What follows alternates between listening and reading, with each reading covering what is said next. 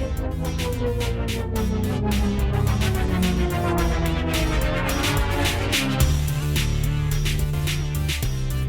and welcome to a Hardy Party of 5.5. How you doing, babe? I'm doing pretty good. Well, you're about to be doing even better because we have the coolest guest on today who's got a bunch of weird talents, kind of like you. Oh, are you calling me weird? Well, kind of. Okay. Well, flattery is going to get you nowhere. Sure. Yeah. So this guy today, he's a spoken word poet. He's a voiceover actor, but hold on, there's more. He's a zoologist. This is the recipe for a tasty podcast jambalaya. That's exactly what it is. And we're going to face some fears today. Well, mostly I'm going to face some fears. Yes, you are. Yeah. And then also we're going to learn some answers to some questions like, do rabbits really like carrots? I mean, everybody wants to know the answer to this question. So we hope you guys enjoy this podcast with ISI ADEOLA.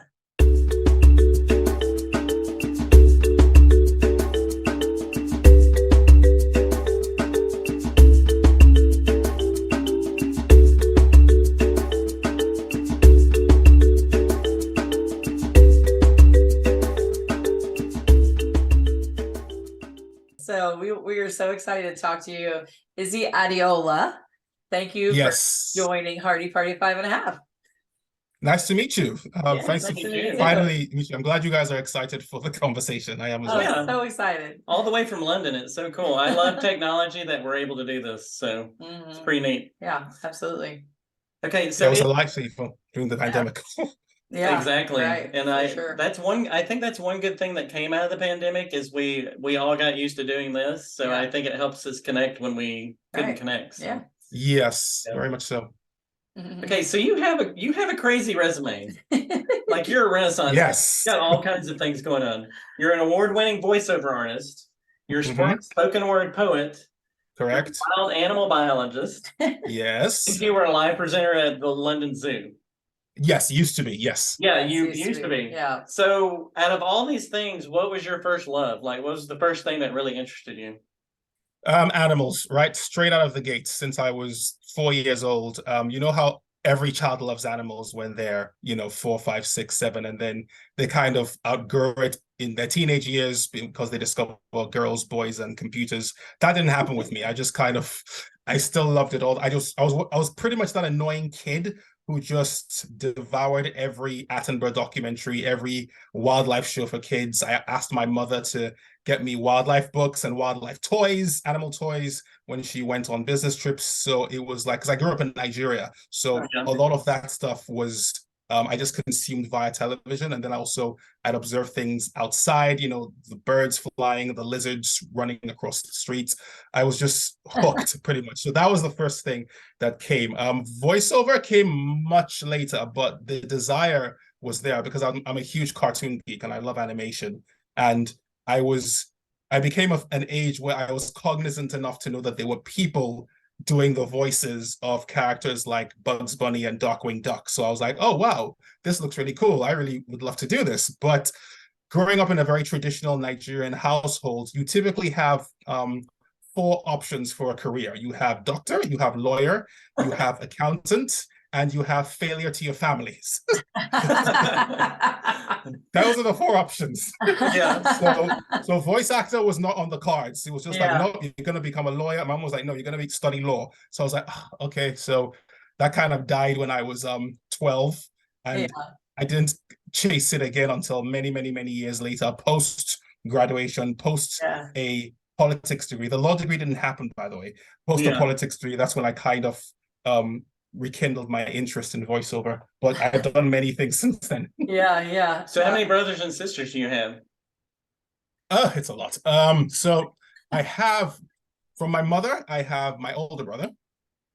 So it's kind of like same dad, different moms in a way kind of thing. Yeah. So I have my big brother, but I also have an older half brother, another half brother, and 3 half sisters kind of thing. So it's complicated. What are all their jobs compared to yours? Do they fall into the norm?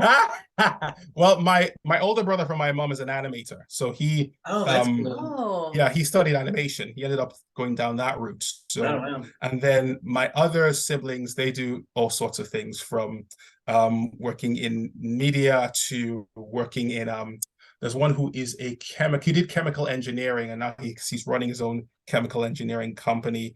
And then there's another of my sister who started working in television, in media kind of thing. Okay. But they did all sorts of traditional degrees as well. Yeah. Like my older brother initially did computer engineering, which he hated. And then he ended up switching and doing computer animation, which he enjoyed as well. And I did something similar because years later, I did a master's in wild animal biology because I never ended up using that politics degree. It didn't happen. Yeah. Well, it's good to get the degree out of the way and then really find out what you want to do. I think that's what happens most of the time in life. Yeah. Mhm. Absolutely. Absolutely. So working with animals can seem like really unpredictable. I mean, that's why we have so many TikToks and reels and all of that of like animals, like funny little things animals do. What is like your favorite thing of working at a zoo? And then also like, you have any funny moments and stuff that you can think of? Yes. So I have a few. How much time have you got? So when I was all the time.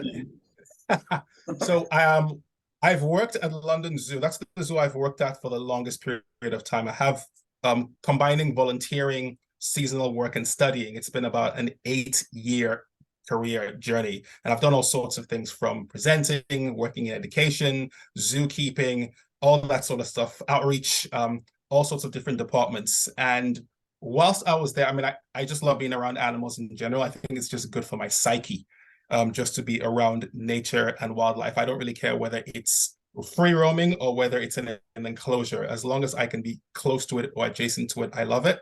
But I wanted to see what zookeeping was like, because I know I loved animals, but I didn't know if I loved them enough to keep them in a zoo setting. So I became a keeper volunteer for a stint, and it was on a section at London Zoo called Animal Adventure, which is kind of the children's zoo. So they had like barnyard animals, but they also had lots of exotic animals like meerkats, owls, llamas, alpacas, birds of prey. So quite a diverse collection in that section, which is really cool because I got to have all sorts of really cool experiences. One of my most memorable was with a llama named Perry. Now, the thing about Perry, Perry he wasn't a horrible animal, but he was a bit sassy every now and again. And the thing about him is he was bottle fed, and he was raised by humans. So he thought that all humans look like funny looking llamas. So he'll treat you like a funny looking llama. So one day I was taking him for a walk on his harness with his other roommate, another llama named BG, with some other keepers. And walking around the zoo, there's some trees he's not allowed to eat from. And he knows this, but he wanted to try his luck with me because I was new at the time. So he wanted to see how much he could get away with. So he tried to pluck from a tree, and I knew he wasn't allowed. So I yanked on his harness and I said, "Nope, you're not allowed." And then he went, "Oh, are you going to tell me what to do?" So his ears went backwards, and he just sidled up to me and he went, dry spit. He didn't spit because, if you know about llamas, you'll know they spit when they're angry. Yeah. And I was terrified. I was like, "No, I don't want llama spit or llama." Exactly. Truth be told, they don't even really spit. It's projectile vomit. And that's really the ammo that they unleash. They kind of regurgitate it as a defense mechanism. And I don't want that smoke. No. So but one of the keepers was like, no. Don't let him boss you around, because if he knows he can boss you around, he'll do it again. Absolutely. So I kind of had to stand up to him and be like, "Nope, you're not allowed." And then ears went backwards. Another dry spit. And I was like, "Oh God, I'm gonna get llama vomit on my face. I hate this so much. I hate this." But eventually he did calm down, and he realized, okay, I can't really get away with anything with this guy. But he kind of put the fear of God in me, because I'm a bit nervous around llamas specifically, because they can be a bit sassy every now and again. That's true. Listen, that's good parenting. But that's consistent parenting. That's good parenting is what that is. Yeah. Like, okay, you would know. You guys are parents. Hold those boundaries. Yes, that is good. Boundaries. Yeah. I liked his roommate better, BG, because BG wasn't raised or bottle fed by humans. So he knew humans were humans, and he was a lot more flighty than Perry. But he was a lot more obedient, which meant I liked him better. Whereas Perry, every now and again, because he saw humans as llamas, he was a bit more sassy. Yeah. So do llamas, will they react to their name like a dog or a cat or... Or is Yeah, that yeah. If you have if you build a relationship with them, they can be called when you call them, kind of thing. yeah. So, and similar to kind of how we let them around, similar to horses as well. They understand certain commands. So when you tell them to stand, they'll stand. When you tell them to wait, they'll wait whilst we put the harness on them or and kind of lead them out. So they have a similar training style to how you would train horses. Yeah. In your several years at the zoo, have you ever had any memorable animals get loose? Yep, yes, I did. You're reminding me of this. And so again, I was also a volunteer whilst this happened. We had a bird called a hornbill. If you remember the Lion King, Zazu is a hornbill. Yeah, So this was a species of hornbill from Asia, Malayan black hornbill, and we're training her. I can't remember her name, but we brought her out for a group on a branch, and she didn't have a harness or anything like that, but we were training her to follow commands, fly from here, fly from there, and we gave her grapes as a reward. But for whatever reason, I can't even remember, she kind of just flew off. And this can happen at times when you're training birds, especially birds that can fly, they can just fly off and it becomes a nightmare to track them down again. And then much to all our horror, she flew straight into the lion exhibit, which wasn't too far from us, and perched in a tree. It was like, oh, that's the worst place for her. I mean, the lions couldn't reach her where she was, but she just decided to just stay there because she was full of grapes. So there was nothing to tempt her back with.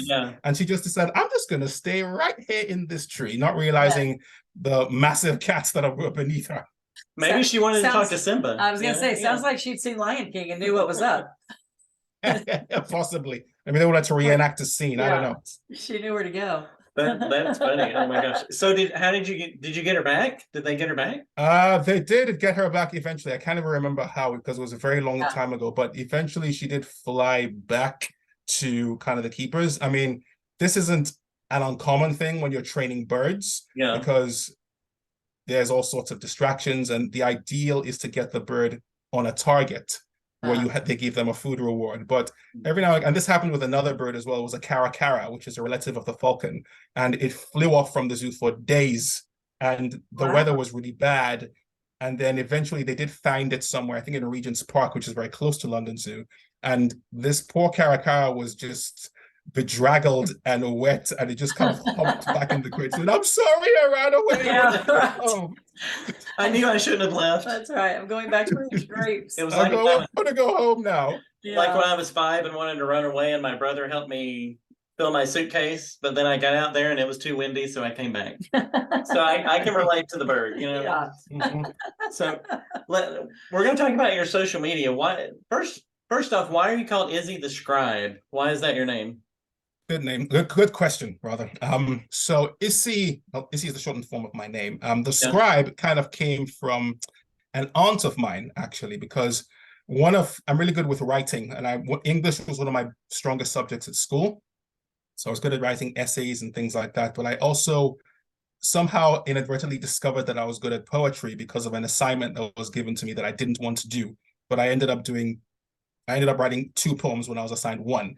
And one of my aunts was a pastor, and she said, as she was talking to me, she described me as anointed scribe. And I was like, scribe? I like the sound of that. So I kind of adopted that moniker for kind of my writing stuff. I can't remember if I'd started doing live poetry at the time, but for sure I'd been writing stuff. And then it was kind of when I left uni that I started doing open mic nights and stuff like that. And that was when I had that moniker after that conversation with my aunt. And that's how that came to be. Yeah. Okay. That's cool. So did you do university in England, or how did you get to England from Nigeria? Yeah, so I did my undergrad in England, and I also did my A-levels in England as well. But high school, elementary school was in Nigeria. So and this isn't uncommon for a lot of Nigerian kids to do that. They typically will do higher education abroad, and maybe they'll come back, or they'll choose to stay wherever they're at, whether it's the States or parts of Europe or the UK kind of thing. So I went to the University of Kent for my undergrad, and then I was in Yorkshire in Harrogate in a school called Asheville College for my A-levels. So, but I wasn't doing anything animal related at the time. It was all just sort of, I did English language, English lit, and history. It was all kind of word and composition based, but that was good because it helped me on my skills as a writer. Yeah, yeah, that's really cool. And then it's cool that all these talents that you have like come together into what you're doing now. So that's pretty cool. Yeah, well, certainly with social media for sure, because Yeah. I can kind of use those as an alchemy. But in terms of my career, there's one place that happened recently where I was able to use all three. Yeah. And this was last year. I appeared on a show called, so you guys are aware of you know about BBC, Great British Bake Off on the BBC. Oh yeah, yeah. So this is another show which is called BBC Awesome Watch, which is the nature show. So I was fortunate enough to appear on that last year, which was my first ever television appearance to do with wildlife. And I ended up writing poetry for it, doing the voiceover for it, but also appearing in the show in a place called the Lake District, which is up north in England, where I was tracking the red squirrel, which is actually a very rare species here in the UK. And it's my favorite British mammal. I've never seen one in the wild before, and was fortunate enough to spot a couple in the wild. And we also spotted some wild badgers as well. And I got to write about my experience in a poetic style, and then kind of have that as a kind of soothing, almost sleepy story voiceover for that segment of the show. Yeah. So those three talents kind of dovetailed, and it was a lot of fun. And I want to do it again. Yeah, that sounds amazing. Yeah. That sounds amazing. So we talk about social media, and sometimes, like especially on TikTok, it can be a really time waster. So I love what you're doing. Like you're offering some education for people, and it's entertaining but also educational. So for you, how important it is for you to like offer something that's a little more meatier than just learning a dance or watching just mindless stuff. You know what I mean? Yeah, well, this is the thing. I never set out to be a content creator on TikTok initially. Like I had the same reservations most people had, that this is vapid, time-wasting nonsense. Yeah. And I was just like, I can't be bothered with this. But a friend of mine did, I can't remember what it was a challenge.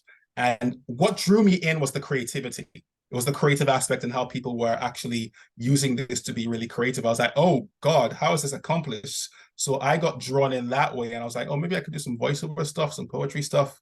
And then a friend of mine, a really good friend of mine said, hey, do you do any wildlife stuff? And I was like, and at the time I wasn't working at the zoo anymore because COVID happened, the pandemic happened, and I got made redundant twice. So this was like the start of my TikTok journey. And she said, hey, do you do any animal stuff on TikTok? And I was like, no, not really. I don't work at the zoo anymore. So why would I? So, but she said, no, this is your thing. Like, if you're going to do this, it's important that you pick something that you enjoy doing. You have to enjoy creating the content. What's the content you would like to see with animals? Because that's kind of your thing. And I thought about it. I was like, actually, yeah, you're kind of right. I mean, I know I do the voiceover stuff, but there's lots of other voiceovers on it. So for me, bringing an interest and a passion that has been in me since day dot, and bringing it out in a way that is entertaining for people and also that they can learn something. And it's also content that I would watch. It's like people, I'm glad that people want to see my stuff, but I also want to see my stuff and I want to see more of my stuff. So that's kind of, it was important for me to do that because TikTok can waste your time. It is it's true. It's a wormhole. My God, it's just, and there's the temperamental algorithm which you're contending with. So there's that as well. So it's really important that I'm enjoying it, and as I continue to enjoy it in that way. Yeah, absolutely. That's awesome. Using your passion like that is very cool. Yeah, that's so cool. So did you get into voiceover acting? When did I get into that? How did you? So it's kind of always been in the back of my mind. I've always kind of had an interest in it. You know, you grow up watching, you know, all of the Disney classics, and then you see the B-rolls and behind the scenes, and you see Robin Williams doing the genie, or you see James Woods doing Hades and Hercules, and you're like, this looks amazing with how these people create these characters kind of thing. Yeah. So that's always been in the back of my mind, but it wasn't until 2014 where I lost someone very, very dear to me. And I was just kind of thinking about life and how fragile it was. And I was staying with a friend of mine, and he said, if you had thousands in the bank, you know, all your needs were met, you know, and you wanted for nothing, what would you do? And I was like, I thought about it. I was like, well, I kind of like to give this voiceover thing a go, just to kind of see if I'm good at it. I can make a go of it. And they said, well, why don't you give that a go? Why not? Life is short. So I said, okay. So it started a very long journey of listening to a lot of podcasts and doing training. I found out about an organization called VoiceOver Network, where I found other voice actors, other people who I could bounce off of. I made friends that way, and just doing different classes, doing lots of training to kind of, and this was a stretching thing as well, because I also had to learn about marketing and branding and how to build a website and all this stuff that voiceovers typically don't want to do. We want to be in the booth doing voices. Right. We don't want to do all this stuff, but this is all part and parcel of what it takes to become a modern working voice actor. So that was a long journey, which also led to some really cool opportunities, lots of cool auditions. Some I missed, some I got. And then also just last year getting an award as well, because the piece that I did for BBC Awesome Watch won an award for Best Male Voiceover for a TV documentary. So that was like how many years now? Yeah, 8 years, like an 8-year journey kind of thing. Yeah, absolutely.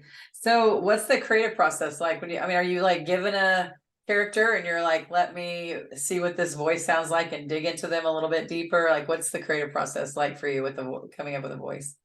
So it depends, because and also it depends on the genre of voiceover, because there's different. If it's a commercial read, it's going to be different from video games or e-learning animation. So typically, let's say it's a video game. I'll typically get a script. Hopefully there's a picture of the character, but I can see what the character looks like, and there's a breakdown of this character's synopsis, their backstory, the relationship with other characters. So I'm reading that and taking all that into consideration. Sometimes there might even be, they might have a reference for a certain type of voice or style of voice. So they might say, oh, the reference for this voice is Chidi from The Good Place, or Miles Morales from Into the Spider-Verse for this particular character. So I'll kind of like take that into consideration. Then I'll ask questions like, okay, who's this character? What do they want? Where are they in this world? Where's the world set? Is it a lighthearted game? Is it more serious and dystopian? Is it driven by action? So those are all the things that I take into consideration when I'm building a character and getting a voice. And also, how old is the character? Are they young? Are they mid-40s, mid-30s? And that will typically prompt me to kind of age my voice up or down. I'm better with younger voiced characters than kind of the older 40 plus age range, because I typically do get cast for kind of those younger characters. Yeah. Wait, he said 40 plus is older. Did I hear him say that right? Yeah, I thought he said that. This is but it is. I mean late 40s. I should have said that. Just said late 40s, 50 up. Yeah. Okay, I love the way you think. Like earlier you were talking about how you love like cartoons and movies and all that, and that's kind of how I look at the world too. Like through animation and movies. And so we want to do a little thing with you. We picked the movie Zootopia, because obviously we're trying to match this up. Like you're a zoologist, we're going to match this up with your love of cartoons. So we're going to compare the character in the movie, give you a character in the movie, and then you tell us what the real animal's like. So how well they did. Right, how close it really matches up to what they were doing. So the first one for Zootopia is Nick Wilde, which is the red fox. So tell us about the red fox.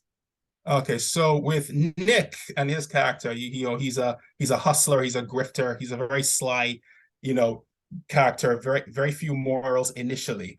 The red fox specifically, there's the saying, oh, sly as a fox, or the crafty fox kind of thing. And there's a bit of truth to that, because foxes are very adaptable animals. They're one of the few species that have survived human urbanization, because they can be found where humans live. Like just in the UK, we have a population of around 300,000 urban foxes, just foxes living in London, in central London.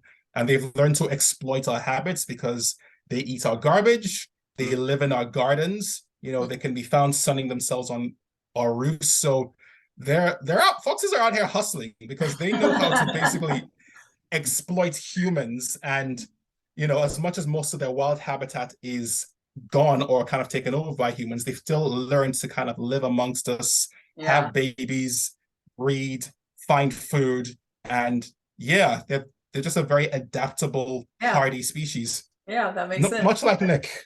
It's like an extreme version of what foxes really do. That's really cool. Okay, so what about essentially Judy Yeah. Hopps the rabbit. Oh, Judy Hopps the rabbit. Okay, so with her, there's a scene in that movie where she's talking to Chief Bogo, and Bogo kind of dismisses her, and then she gets really annoyed and she starts drumming her feet. And that's something that rabbits do when they are typically they do it when they are alert, when they've seen a predator or they smelled something that they don't like, they'll do it. But they also do it when they're impatient or frustrated. So if you have a pet rabbit and it wants treats and you're not giving it treats, it might start drumming its feet if it's impatient. That's funny. Hey, if I start drumming my feet, will you give me a treat? Yeah, well, Okay. I know now. Or you'll know I'm irritated. Right. Yeah, irritate. So a rabbit that's irritated or fearful or that senses danger will start drumming its feet. That's one of the things that it does. I didn't know that. Yeah. It's so cool how they've incorporated the actual animal characteristics. Yeah, they did their research with a lot of these animals right. that they're based on. Okay, you mentioned Chief Bogo, so he's a Cape Buffalo. So how do they do with him?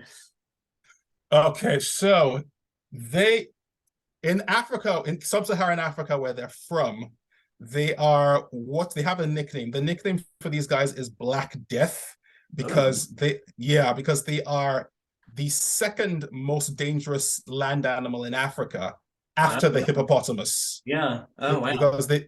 Because they attack and kill more people, around 300 people a year, give or take. Mainly people who are trying to hunt them because they are extremely territorial, very unpredictable, and they move in huge herds. Like even prides of lions have to be careful when they're hunting them because they can do a lot of damage. And Chief Bogo is a very tough, no-nonsense character in the way he kind of runs his units. So, and these animals are also really tough as well because their hides are super thick. So that's why lions have those really huge canines to kind of bite through those tough hides. Yeah. And they also have those enormous handlebar horns, which can do a lot of damage to humans and their vehicles. Yeah. Oh, yeah. Absolutely. Oh, wow. That sounds terrifying. I know. Yeah, absolutely. That's not an animal you want to miss. They have Black Air Force energy, basically. Yeah. Wow. That's scary. Anything nicknamed Black Death, I don't want to be around. Well, let's move on to everybody's favorite Zootopia character, Flash the Sloth. Oh, yeah. Yeah. Now, first of all, that name is genius, given his species. Yeah. Given that sloths are the world's slowest mammal, so he's called Flash. Although that being said, sloths can move quickly if they really, really want to. Okay. Now, they don't for the most part because they have a very poor a diet that's very low in nutrition. They eat mainly leaves, which are not high in nutrition at all, and they have the slowest metabolism of any mammal. So they move really, really slowly. But if they want to move quickly, they can, and they can swim better than they can walk. Really? And sloths are excellent swimmers, and they swim a lot faster on the ground. They can't even really walk. They kind of just drag themselves along the ground with their claws. Yeah. And then there's that hilarious scene towards the end of the movie where Flash is speeding in a sports car. But sloths do have their fast moments as well, even though they are technically an exceptionally slow animal. They're also the only animal that can actually starve to death on a full stomach. Oh, what? Okay, so how does that happen? So much of the diet is leaves, and they have various species of bacteria in their gut to help them digest cellulose, which is a very tough fibrous material. It's very difficult to digest. But the thing about sloths is they live in the tropical rainforest in South America, and they like a very humid, warm environment. They can't regulate their body temperature very well, so they're a bit like a reptile. So if they're too hot, they stay in the shade, and if they're too cold, then they kind of find a sunny spot to bask, kind of thing. But if the temperature gets too low in the rainforest, it can kill the bacteria that's in their gut. So even if they eat a whole bunch of leaves, even if they have a full stomach of leaves, they can't digest it because they don't have the bacteria to help them, and they can't extract the nutrients from those leaves. So they can actually die of starvation on a full stomach. Oh, wow. Which is crazy. That is crazy. That's so sad. Yes. Okay, one more question about sloths. Do they have webbed between their claws to swim? No, they have a lot of, it's weird because their biology is insane. They don't have a lot of musculature. and yet they have really, really long, gangly looking arms, and they're able to just kind of propel themselves through the water really easily. Because everything about their design is designed to hang from a tree branch for hours. Yeah. But it's like, this thing can swim? Yeah, right. Note to self, look up swimming sloths. Yeah, I've never even Yes. Yeah, there's a BBC documentary, Planet Earth. They did a segment on the pygmy three-toed sloth swimming from one end of the rainforest to another to find a mate. Okay. Wow. There That's you go. crazy. Yeah. Who knew? I did not know. I learned. Who knew? Yeah. Okay, so we have one more, Mayor Lionheart, which is an African lion. Yeah, he's pretty cool. So he's kind of like, he's the mayor of Zootopia. He's this prominent figure, you know, very charismatic. Lions are very charismatic as well. They are the second largest cat after the tiger. So they're not as big as a tiger, but they are taller. They're the tallest of the big cats at the shoulder. So male tigers are larger and heavier, but at the shoulder, male lions are taller. I just thought of that because Lionheart stands up and he addresses the residents of Zootopia.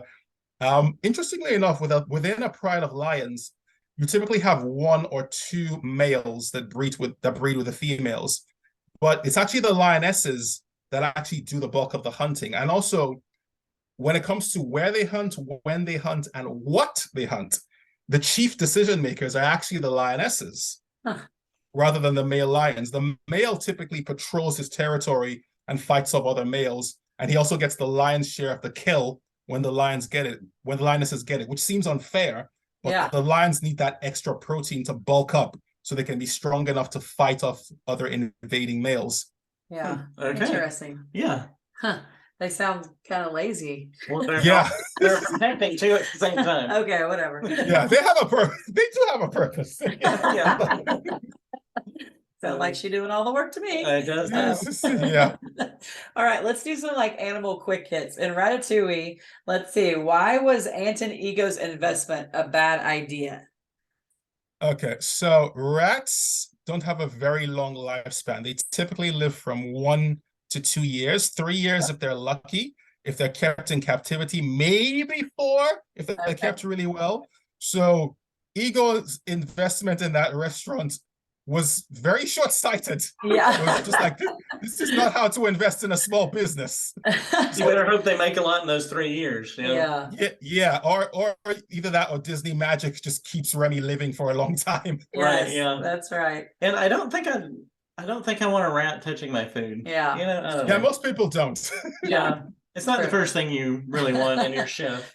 So okay, this was interesting. I was looking at your Instagram and found this. Why do crocodiles climb trees? I never knew they did, but why do they do it? Yeah, because first of all, that's like a mind-blown moment. Just like, right, yeah. What? Yeah. Crocs can climb trees. Well, they do this for 2 primary reasons. They do it regularly. And one is to survey their environment to look for prey or threats. And the second reason is to regulate body temperature, because crocs are reptiles. They're cold-blooded animals.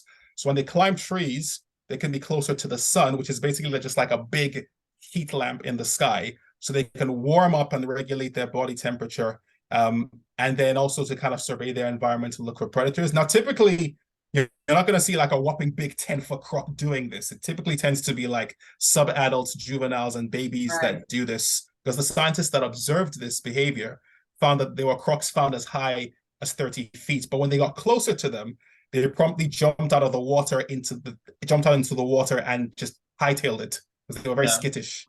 Could you imagine walking along a path in Florida and you look up to find a crocodile above you? Yeah. It's a scary thing. That's what I was going to say, because when you're kind of trained in Florida to look in the water and make sure. But there's signs everywhere. Yeah, and I'm not thinking about. Yeah, they're everywhere. Yeah.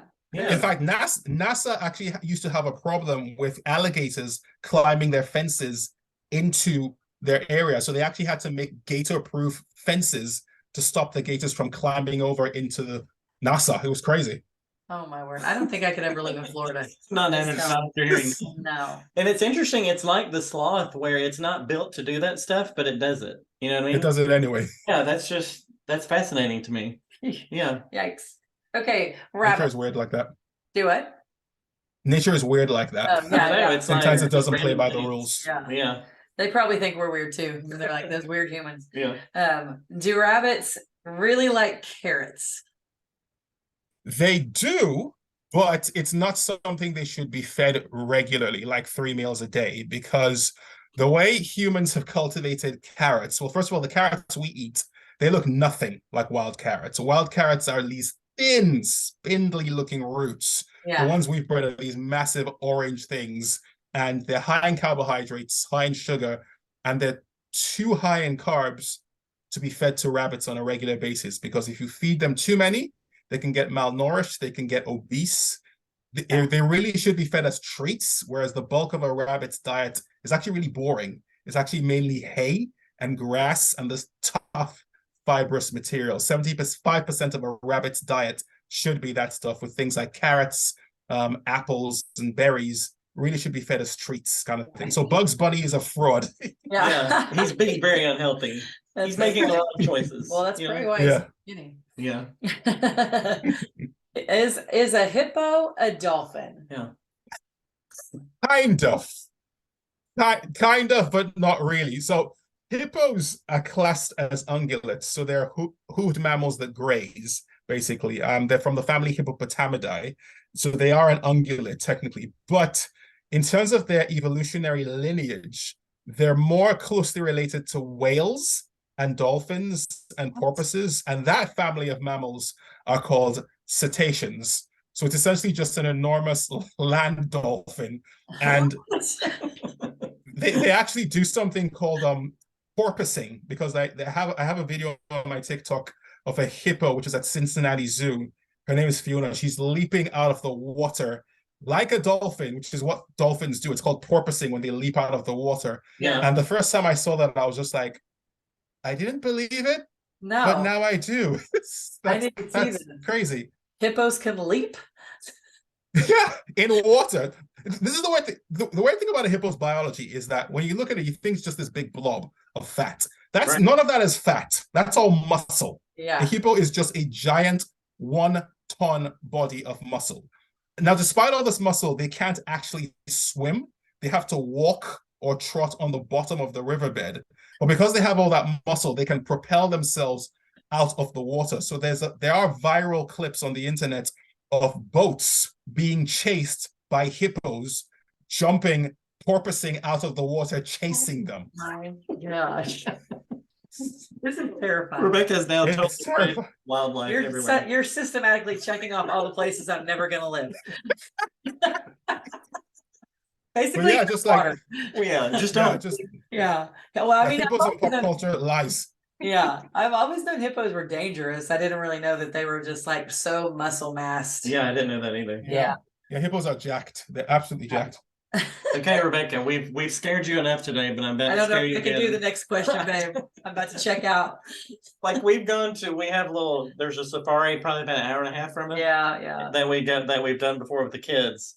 And the one that scares her the most are emus and ostriches. Why are they so freaking terrifying? Because they're rebranded dinosaurs. That's why they're so terrifying. Oh, okay. Essentially, because birds are typically birds kind of evolved from dinosaurs. They have a lot of reptilian features. Like if you look at just like the scales on a chicken's leg, that's actually very similar to snake skin or reptile skin. So they have a lot in common with reptiles. So when you look at an emu or an ostrich, you think that thing just looks like a big feathered dinosaur, like something straight out of Jurassic Park or something. So, and also it's a big, imposing bird kind of thing. So I understand her fear and I get it. So when you say like these things terrify me, I am totally with you on that. But I do want to tell you a few things about ostriches that might endear you to them, because male ostriches are one of the most devoted fathers in the animal kingdom. That helps. Okay.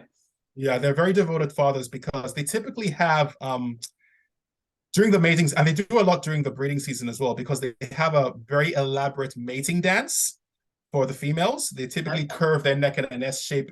They get low to the ground and they kind of flail their feathers around. They put their all into it. And then sometimes what they'll do is they'll peck the ground with their beak, almost as a way to let the female know, hey, let's build a nest together kind of thing. Aw. And they do this with several females. The females will lay all these eggs, and when they hatch, it's actually the male that does. They share parenting duties, but even the male does a lot of the work. So if the female abandons the clutch, the male will still look after the eggs, kind of thing, right up to the point where they hatch. So they're actually really devoted fathers. Yeah. Does that help any? A little bit, it helps. Yeah. I mean, it doesn't. Am I right in thinking that if it gets too close to me, it's going to peck my eyeballs out? If it gets to, it's probably being curious, to be honest, because funny enough, their eyes, they have the biggest eyes of any land animal. So those eyes look really big and imposing. But if you look really close, they also have eyelashes, which many women envy. They have them really nice looking eyelashes. Yeah. And they are curious birds. So if there's something interesting, they'll come up and look at you. They don't typically want to get you, but unless you enter into their territory, because they are territorial. So if there's anything or anyone that comes into their territory that they don't like or they don't recognize, then they're going to come after you. That's when you should be scared. If I'm coming up to one, aren't I in their territory? Yes. Okay. Well, yeah, I guess so. I would hope that you're with hang out on our street. Yeah, because I would hope you're with a zookeeper who is with you to kind of, you know, make sure things don't go south, kind of thing. Yeah. I think in general, I'm kind of scared of beaks. Like, I've kind of dissected this within myself, and the ostrich is the biggest beak I could think of that would like come at me. But I think in general, like, even like we've had birds before as pets, you know, and they sit on you. I'm scared. I'm the most scared of their beak. Okay. Well, that's not the most damaging thing about an ostrich. It's actually their feet. Because they kick. They have an almighty kick. Because if you look at the drumstick part of an ostrich, the leg part, there is a lot of muscle, and they can deliver a kick that if it gets you in the wrong place, it's over, kind of thing. Because out in the wild where they live, they have to contend with being eaten by lions, hyenas, and leopards and things like that. So they will kick to defend themselves, and they can't handle themselves. They're not these big, goofy looking birds. They can't handle themselves if they want to, but that's purely in self-defense. I'm trying to think of what else I can say to endear these guys to you, because you don't have to worry about the beak. It's the feet. It's the feet. Yeah. They don't have arms. They got They're good dads. Yeah. Good dads. They're family men. That's good. Yeah, as a family man. Better than the lion who's out there letting the wife just hanging out. Yeah. So they do share parenting duties. They're more devoted. Nice. That's nice. So has that helped any? I guess Should we go to the safari and drive through? We can drive through with the windows up. Okay. If the windows up, well, the windows should be up. That's the smart thing to do in a safari. I like him. The windows should be up. Yeah. Okay. Speaking of favorite animals, since the ostriches is obviously yours. Yeah. What are your ostriches? Ostriches? Is that right? Is it? How do you say ostriches? Plural is ostriches. Yeah. Or ostrich. It sounds weird. But... Okay. Yeah. Okay, so speaking of favorites, what are your top 3 animals? What's ISI the Scribe's top 3 animals that you like the best? Okay, top 3. Number 3 would be a small wild cat called a caracal. It looks like a lynx, but it's not a lynx. It's kind of just cosplaying as a lynx because it has tufted ears. But it is such a badass cat because it can leap 10 feet in the air and catch a bird from the sky. What? I mean, yes. It's Michael Jordan. Right. Yeah, this is the Jordan of cats because their back legs are slightly longer than their front legs, which is why they're able to do this. So they have an incredible leaping ability. They can bring down birds as big as an eagle in some cases. Wow. So I'm just like, that cat deserves its own movie. They're not scared of beaks at all. No, they'll eat beaks. Yeah. Oh, wow. Quite happily. So that's number 3. Number 2. Number 2 is a bird, actually. Number 2 is, and it also resembles a dinosaur if you look at how it's built. This is a bird that's called a secretary bird. And it has a weird name because it has these feathers on the back of its head. It has a crest that kind of resemble like an old school secretary with quill feathers behind their ears. So that's one of the origins of how this bird got its name. And also, if you look at its bill, it's got these dark feathers on its legs, and it's got gray feathers on the wings that kind of looks like this old school secretary with dark trousers and a gray waistcoat. So it's a very elegant, dapper looking bird. And these birds are really badass because they eat venomous snakes as part of their diet. Oh, all So right. they can curb stomp a cobra and have it for breakfast, basically. Wow. Oh my goodness. He tends to like animals that can take care of business. Yeah. Yeah. Yeah. I like animals that have a bit of an edge. They look goofy looking as well. If you see them, it looks like a mashup between an eagle and a crane, because they got really, really long legs, but then they've got the upper torso of like a falcon or an eagle. But they know how to deliver business because they can deliver. I forget the power or the force that they can exert with their talons, but it's basically the equivalent of being hit with a hammer on your hand. Oh my And that's enough. goodness. And they do that repeatedly when they want to take down a small animal Yeah. or a long snake, and it works. Yeah. Wow. That's Wow. crazy. Okay, number one. Your number one. So number one is an animal most people have never heard of. I was on another podcast last year, and I was shocked that the podcaster knew this animal. I was very impressed. So this is another animal mashup. It looks like a teddy bear crossed with a monkey, and it's called a kinkajou. Now, if you look at it, like, see, you're shaking your head. So you've never heard of this animal. So it's got this golden brown fur coat, really, really long prehensile tail, and this teddy bear looking face. It kind of looks like a lemur, but it's from the raccoon family, and it's from South America, found in the rainforest. The reason I love it so much is because they've cracked the code on living their best life, because they don't get bothered by predators very often because of where they live in the canopy of the rainforest. They have a sweet tooth, huge sweet tooth, because, excuse me, they eat a lot of things that are really sweet, like honey, nectar, fruits. In fact, one of the nicknames for this animal is honey bear, because it kind of resembles a small teddy bear, just with a very long tail. So it's very cute, it's very adorable looking, and they have a really, really long tongue that they stick into flowers to get the nectar. Aw. And they sleep a lot. So I'm just like, this animal is adorable. They sleep a lot. And they Sweet eat tooth. I'm sweet. like, yeah, Yeah. they got it made. I would happily be this animal. This or is the voice life this I animal in want. a This podcast. is definitely the life I want. Our son's Correct. engaged to a girl that she's in Costa Rica right now. She's herpetology is her Oh, nice. what she's studying. So she's all about, and she loves to go to the zoo and look at all the monkeys and stuff. I'm sure she's probably heard of the monkey you're talking about. She's a big frog girl. She's She a big- loves yeah. frogs. Oh, she likes frogs. She likes Yeah. all the frogs. Can tell you all the things about all the frogs. Big frog person. Yeah, Yeah. yeah. So we can't thank you enough for joining us today. But before we go, we know that you've got this amazing voice, and we want to test you on your prowess and see how can you Oh, describe gosh. Party of 5.5 in your best movie trailer voice. You got something? Oh, gosh. So this is a cold read, and it's improv as well. We like improv. This is everything voiceovers fear. Kind of like me and ostriches. So hey, I have stepped into my fear today, and now we're asking you to step into yours. Okay, give me a moment. Let me just get a drink. He's got to prep. Gotta prep. Yeah. We're seeing the process right now.